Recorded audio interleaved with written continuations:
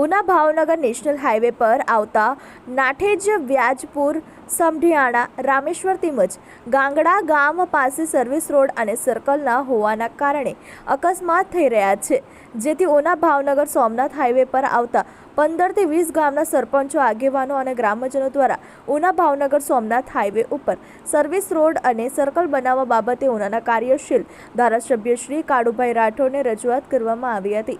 આ રજૂઆતને ધ્યાને લઈને ઉનાના લોકપ્રિય ધારાસભ્ય શ્રી કાળુભાઈ રાઠોડે રૂબરૂ સ્થળની મુલાકાત લીધી હતી અને આજુબાજુના ગામ લોકોને તેમજ વાહન ચાલકોને પડતી હાલાકી દૂર કરવા સર્વિસ રોડ અને સર્કલ બનાવવા આ સમસ્યાનો વહેલી તકે નિકાલ કરવા માટે કલેક્ટર શ્રી સીપી હિરવાણિયા સાહેબ અને નેશનલ હાઈવે ઓથોરિટીના અધિકારીઓને ધારાસભ્યશ્રીએ સૂચના આપી હતી।